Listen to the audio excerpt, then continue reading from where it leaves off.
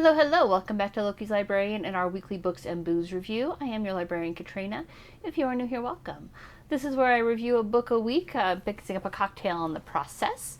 It is the last Sunday of the month, meaning it's time for another president, making this week's book of the week, Being Nixon, A Man Divided by Evan Thomas. The accompanying cocktail is called the Nixon. It was created in honor of President Nixon when he visited Great Britain.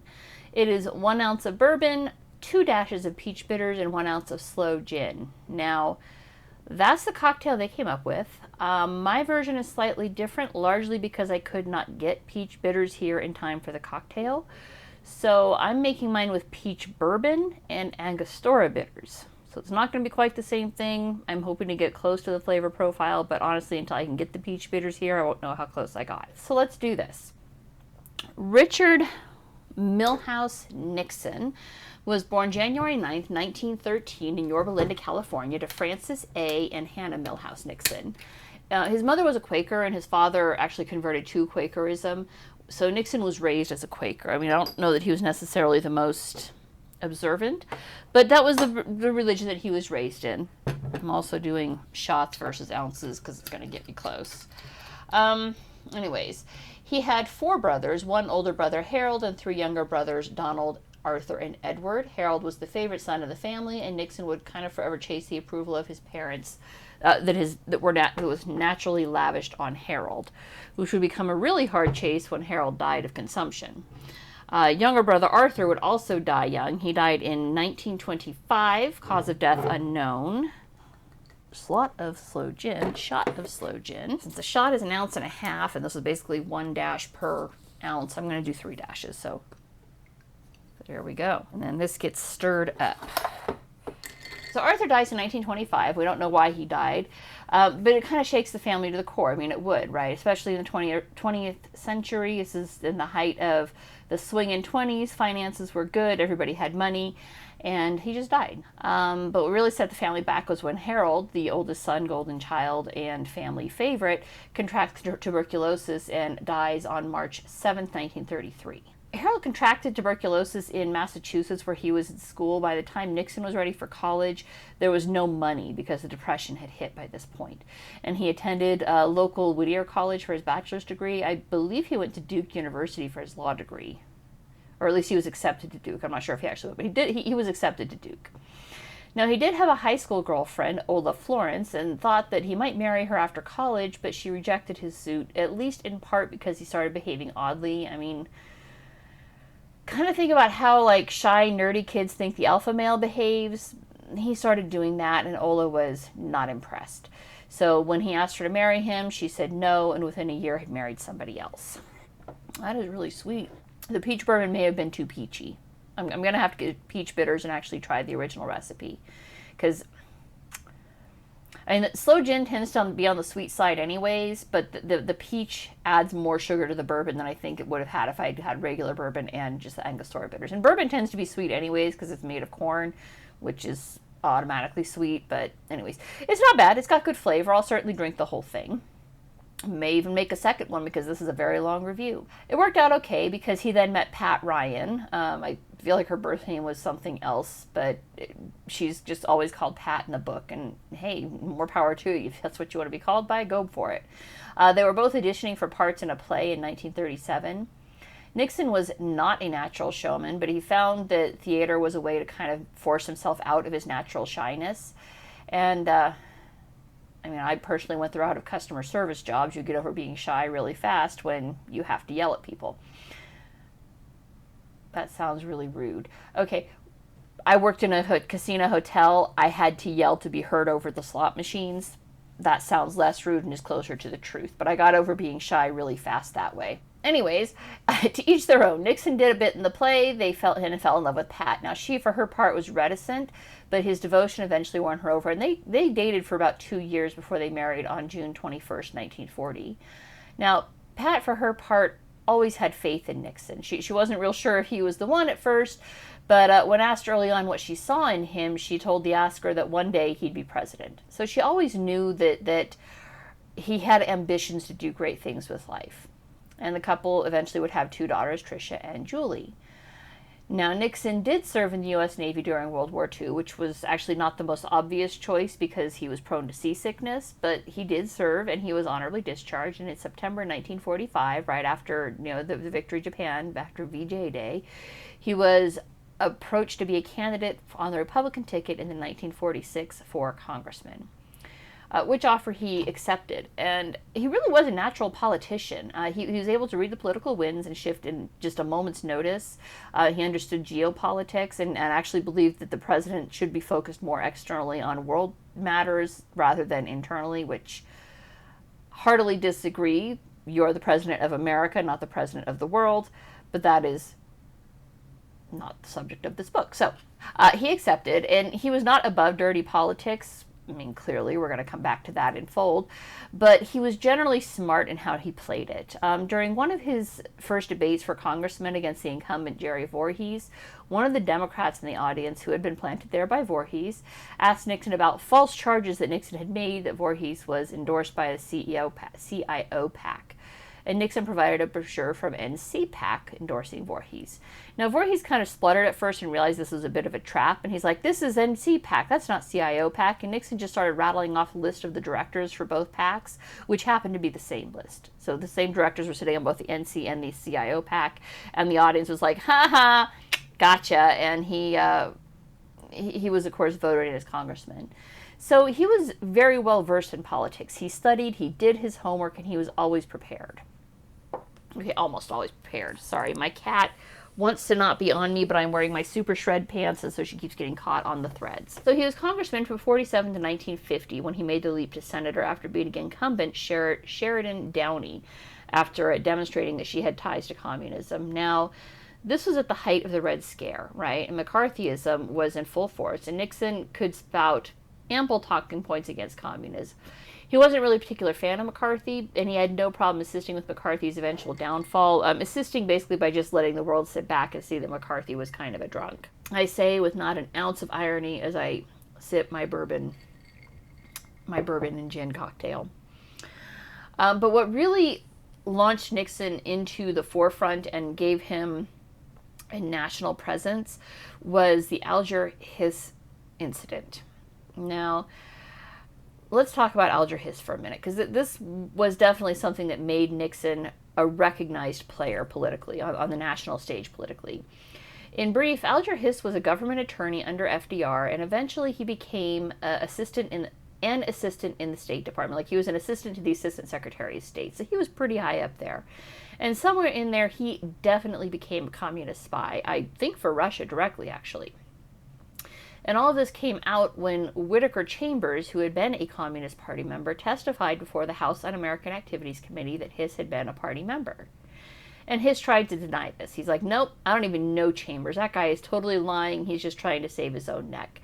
And that denial stuck at first, but Nixon had this incredible political radar. And this definitely is something that most people don't attribute it to him to because of everything that happens later. But he really did have this really strong radar to know when something was going on. Like, his bullshit meter was strong when he was younger. And he sensed that Chambers was correct and was being truthful, and he just stuck with the investigation into Alger Hiss. And ultimately, Chambers' testimony was providing specific details about Hiss and his life, that it became quite clear that Chambers was being absolutely truthful, and that Hiss had lied, and that there was a communist spy in the State Department by the name of Alger Hiss. Hiss was eventually imprisoned for perjury, but not espionage, because the statute of limitations had run out on espionage. But Nixon had uncovered the truth, and he would ride that success all the way to the vice presidency.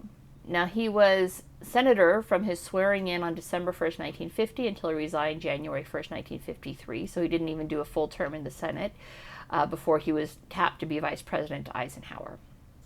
Well, the road to VP was not all smooth sailing. There were allegations that Nixon had illicit campaign funds and had accepted gifts illegally. Incidentally, again, everybody did. This was a political tactic to try and discredit Nixon and have Eisenhower pick somebody else. Eisenhower would not step up and defend Nixon. Nixon had to go on national television, and he produced the famous Checkers speech, wherein he denied everything except accepting a gift of a dog who his youngest had named Checkers. hence the checker speech. And he would not be returning the dog. The family had become too attached to it. The speech won wide public acclaim, and he was welcomed back to the Eisenhower ticket, which, of course, went on to win twice. So he was vice president for all 8 years that Eisenhower was in office, which is actually unusual. Typically, like at the second time, they've been changing vice presidency. And then it was Nixon's turn to run as president. And his first debate with Kennedy, which I believe that was the first televised presidential debate, was catastrophic. I mean, he looked like a hot mess, all right? The other 3 debates, Nixon actually held his own, but the only one that people remember is the first one where Nixon looks like he is falling apart at the seams, and Kennedy comes across as cool, calm, and collected. Nixon hated losing the presidential race, and he retired basically in humiliation to California first, where he ran for governor in 1962, and then to New York after he lost the gubernatorial race in 62. And he was working for a law firm in New York when he was put up to run as president in 1968. And of course, he won that one in a painfully close race. I mean, painfully close. It was he won 43.4% to opponent Hubert Humphrey's 42.7%. Running on a third-party ticket was George Wallace, who picked up 13.5% of the vote. But Nixon was in, and the presidency began. Now, he actually wasn't a bad president, all right? We're going back to that thing of geopolitics and being able to read the winds of change, if you will.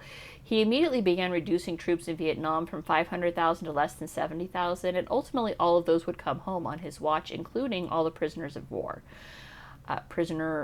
POWs, prisoners, it's got to be prisoners of war, before Nixon would leave the White House. He appointed Henry Kissinger as Secretary of State and then directed Kissinger to open China. Nixon found the needed intermediary to make that happen in Pakistan President General Yahya Khan. I hope I said that right. And under Nixon's guidance, Kissinger arranged for the first visit by a Western leader to China and by a Western leader to the Celestial Kingdom in 40 years. See, I start slurring. A few videos ago, I had somebody say in my comments, "You should definitely finish all cocktails before you finish the review." And well, I'm gonna try. All the other presidents, from FDR through Johnson, had met with the leaders of Russia, but never in Russia's home turf. Nixon also changed that. He became the first president ever to visit Moscow. Yeah, ever to visit Moscow. I mean, he went as VP under Eisenhower, but again, Eisenhower, while he met with Khrushchev, it was not in Russia. But Nixon did. He became the first president to ever actually visit Mother Russia. Yeah, I think FDR met in Yalta, not in Moscow. And Yalta, I don't think, was Russia. So he really opened doors, and that won him a great deal of popularity back home. All of this worked together to land Nixon's re-election in 72 by an absolute landslide. I mean, it was a political massacre. He won 47 million votes to George McGovern's 29 million votes. Nixon swept every state but Massachusetts and D.C. He even won the Catholic vote, and 35% of Democrats voted for him. He was so popular. It was an absolute massacre. But Nixon was not happy with his re-election. Isn't that weird? You would think he would be absolutely ecstatic. But Watergate was looming over his shoulder, and he knew it was there. So let me be clear here. It was not a guilty conscience over Watergate so much as that he knew the vultures were circling over his about-to-be-dead political corpse. Like, he knew that. Now, when discussing Watergate, Thomas does an absolutely masterful job explaining what Nixon did and did not know, when he knew it, and how the entire house of cards came falling down around him. And the whole thing starts several years before the absolutely inept break-in of the DNC headquarters at the Watergate Hotel on June 17, 1972.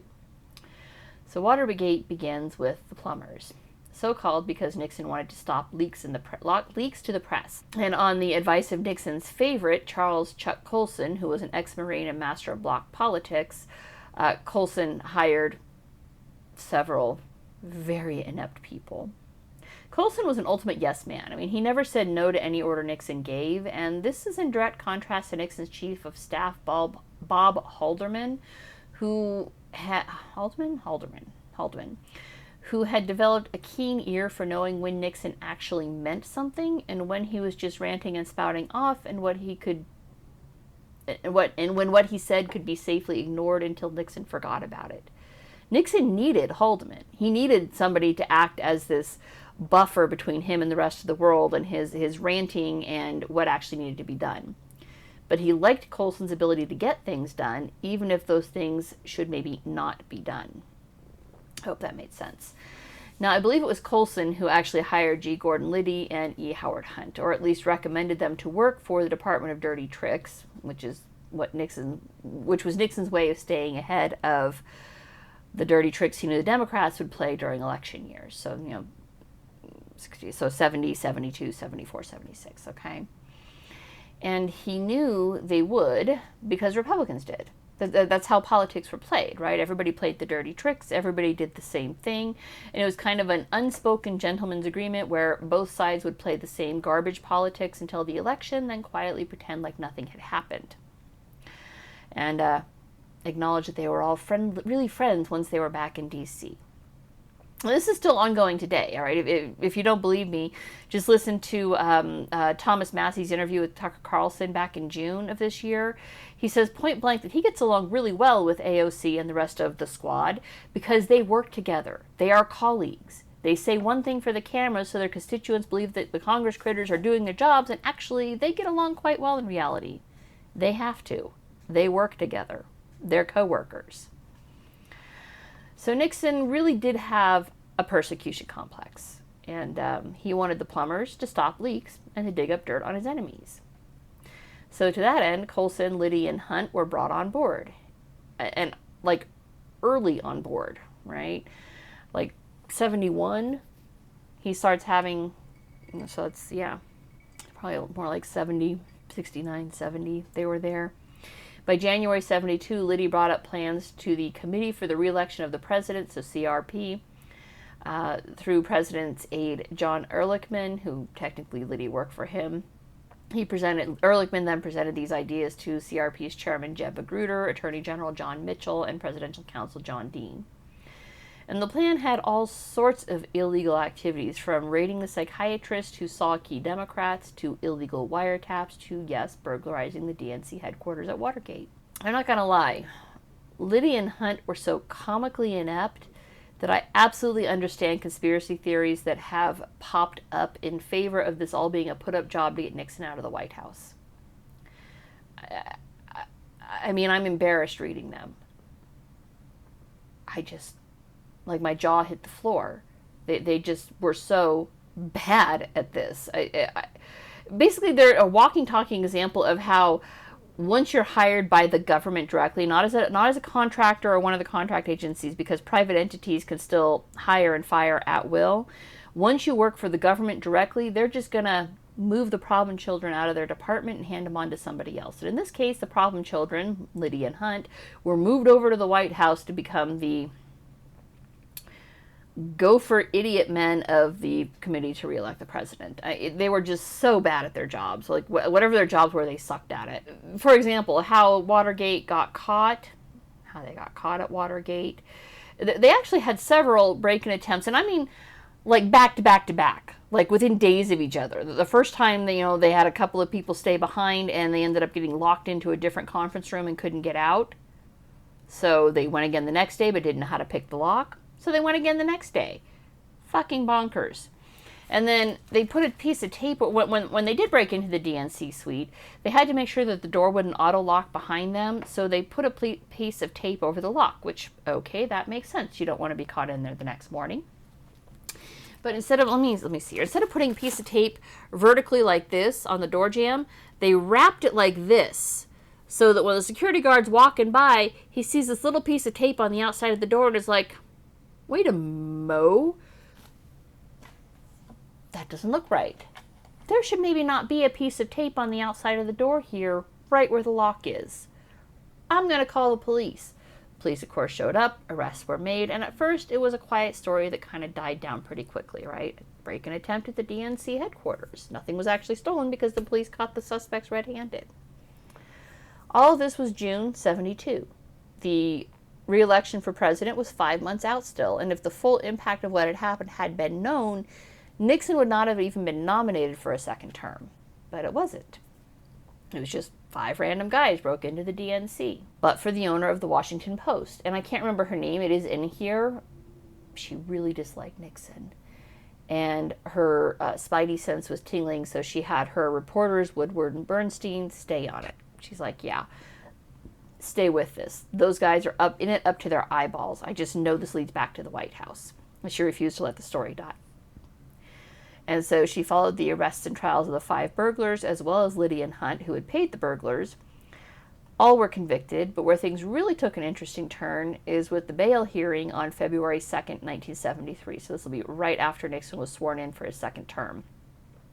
When the federal district court judge John Sirica announced, quote, that he did not believe the testimony given by the government's witnesses, all of whom had denied any involvement by the White House higher-ups. From the bench, Judge Sirica stated his hope that the coming Senate investigation would, quote, get to the bottom, end quote, of Watergate, and then end quote again. What's interesting about this is like a lesson in hubris here and to not be a jackass. And I get that Nixon was socially awkward, undoubtedly. That was made very clear in this book that he was a socially awkward dude. But what's interesting is in 1970, Judge Sirica had presided over the swearing in of Securities and Exchange Commissioner William Casey. And after the ceremony, Sirica had approached Nixon, politely introduced himself as a supporter from the Eisenhower runs for president, and said he would like to be on the Court of Appeals. And Nixon just kind of brushed him off. So that chicken came home to roost in full.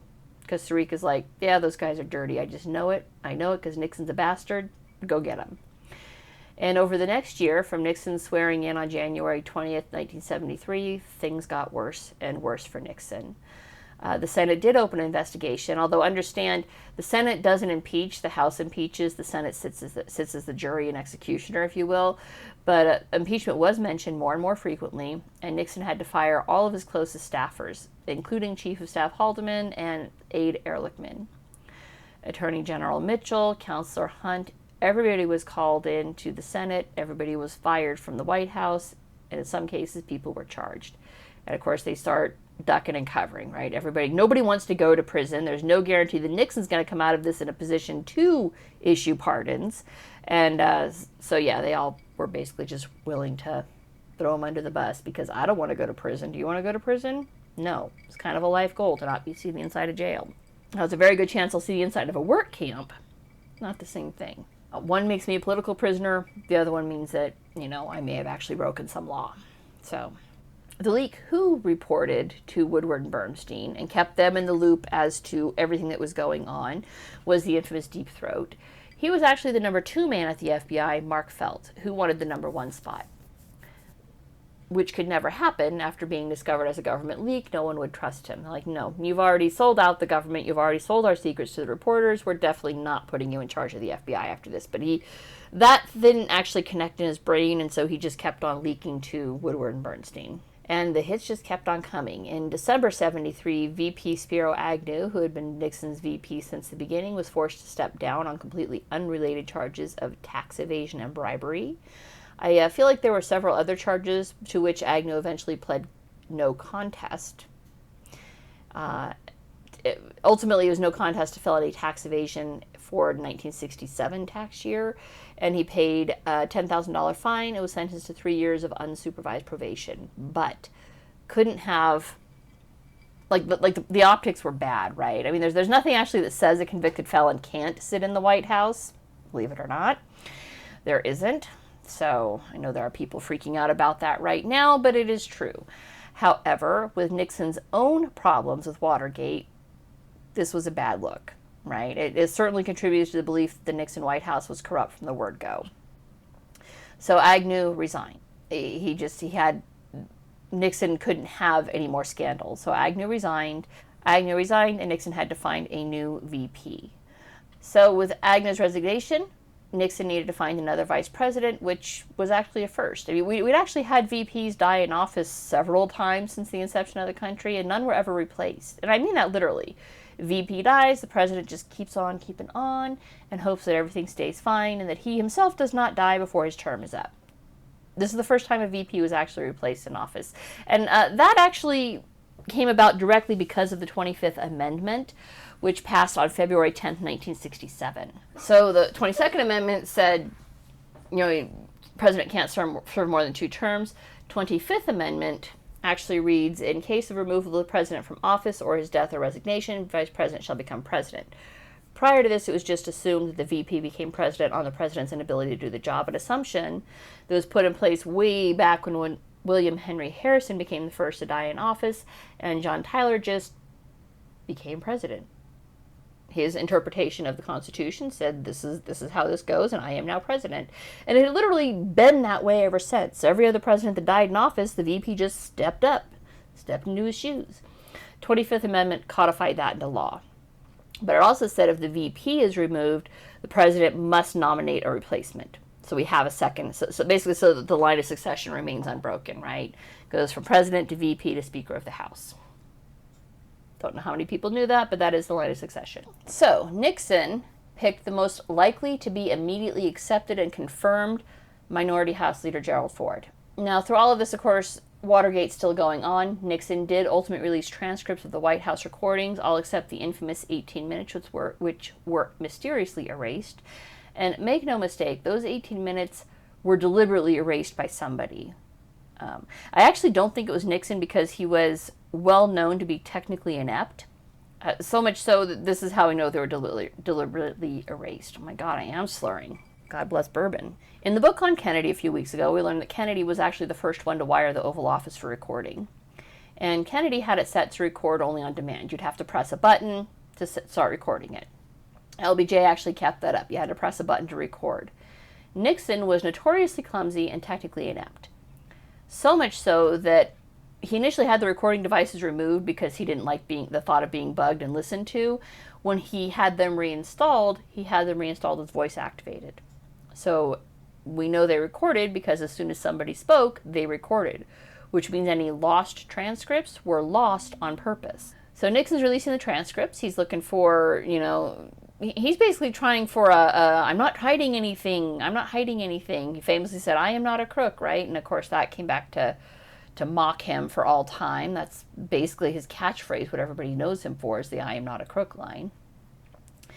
So he, of course, installs Gerald Ford, who was immediately approved, and just in time, because barely 8 months later, all of Nixon's people from the Department of Dirty Tricks were subpoenaed. They were all looking to save their own necks from lengthy prison sentences. Nixon knew impeachment was imminent, and so on the night of August 8th, 1974, 9 p.m., he went on a live nationwide television broadcast announcing that he no longer had political support, and for the good of the nation, he was stepping down, and famously said to the watching world, "Therefore, I shall resign the presidency effective at noon tomorrow." Now, Ford wanted to avoid splitting the nation apart. And that is, according to Thomas, right? Obviously, I'm reading Ford next month, but according to Thomas, this is why he pardoned Nixon. All right, he knew if he didn't, the Nixon supporters would go on the rampage. And if you think pissy college kids are good at raising hell, wait till you see the pissy silent majority raising hell. So Ford issued a pardon.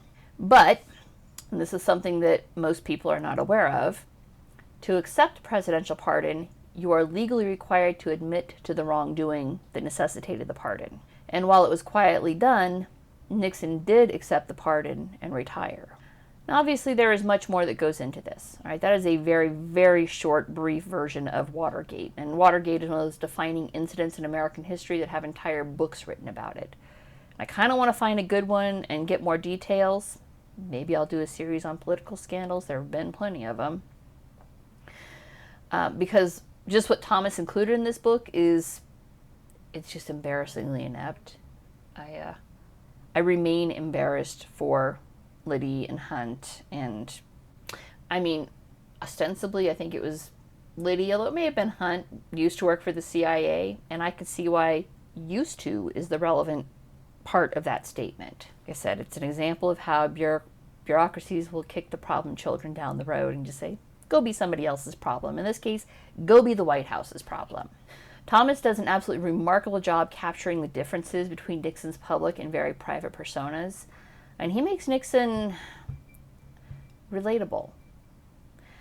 Most people on some level or another have a hard time in new situations. Even extroverts, believe it or not, have a hard time because they have to read the room and figure out where they're going to fit in before they just go extroverting all over everything.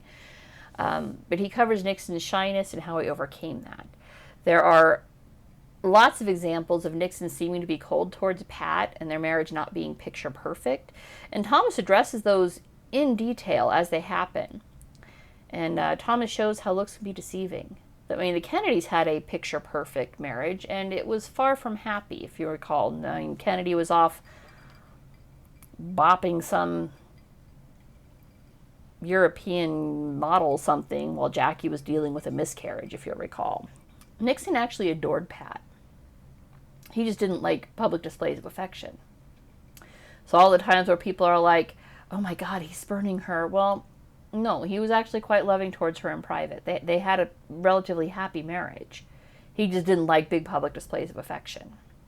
And quite possibly the smartest thing he ever did, and I'm not sure, to me this kind of speaks more to his guilt than anything, but it also speaks to the love he had for his family, is he had his chief of staff, Haldeman, put up barriers limiting Pat's access to him when he was in the Oval Office, which, don't get me wrong, Pat resented plenty. But he also limited his daughter's access, and this tells me that he wanted to keep his family safe and separate from the dirty deeds he was involved in. So on some level he knew. Even if he could claim plausible legal deniability, he knew that the people under him were up to no good. He just didn't want to know the details of it. At least this is how it reads in my mind. If the wife and the daughters can't just come into the Oval Office whenever they want, they can't inadvertently overhear something they shouldn't. Especially in the case of his daughters, can't be forced to testify against him. Spousal privilege for Pat, but that wouldn't apply to the children. No, young ladies. They weren't children by the time he was in the White House. On the other hand, this also speaks absolute volumes about the man, and I mean this in the very best way. Because his daughters and sons-in-laws, spouse, family, they were absolutely loyal to him. They never broke ranks. They absolutely supported Nixon through the darkest times, regardless of what he was going through. So, no matter how busy he was, he made enough time for his children and his wife that they never felt neglected or felt that he had made the bed he needed to lay in. They were always there for him. They always supported him. And you don't always see that in political families. We're going to come upon a couple of very famous ones, actually. Now, after the White House, the Nixons moved to New York, then Jersey, and then I think back to New York. Nixon actually found a bit of a second wind as a wise man on campus, if you will, offering guidance to sitting presidents. Ford declined. He had already expended any political capital he had by pardoning Nixon, and he didn't need the country thinking that Nixon was still running things behind the scenes. Carter declined because Democrats really can't take that. That was just too soon after White House or after Watergate for Carter to be taking any advice from Nixon. But Reagan was willing to talk to Nixon behind the scenes. He didn't want it known, and okay, Nixon understood that. President Bush, not so much, but the surprising star pupil of Nixon's wisdom on foreign affairs was Bill Clinton. Wouldn't have expected that. But it seems like what Clinton learned, not least of which Bill Clinton learned, was, in Nixon's own word, burn the damn tapes. Just burn them. Leave no witnesses alive. Is my favorite Clinton conspiracy theory. Leave no witnesses alive. Now, Pat Nixon, in retirement, suffered at least one stroke. Wikipedia reported 2, but she recovered from both. She recovered from at least 1, possibly 2 strokes before being diagnosed with lung cancer in 1992, when she died a year later on June 22nd, 1993. And Nixon was basically lost without Pat. I mean, she really was the love of his life. And he suffered a stroke not too long after she passed. His stroke was in April 1994, and he died on April, I think it was 20th? He died April 22nd, 1994. In New York. So yes, he did live in New York after he died. So he suffered a stroke in April and then died 4 days later on April 22nd. Among those who spoke at his funeral were Henry Kissinger, his former Secretary of State, and sitting President Bill Clinton. This book was quite good, and I honestly wasn't sure I would finish it in a week. I mean, it's only 536 pages, but books on the presidents tend to require a bit more brain power and focus. So I wasn't sure I could manage, especially because when I sat down yesterday morning, so Saturday morning, I record on Sundays, I still had 200 pages to read, but it was easy to knock out those 200 pages because Thomas is very good at laying out his narrative. It's easy to follow and easy to digest format.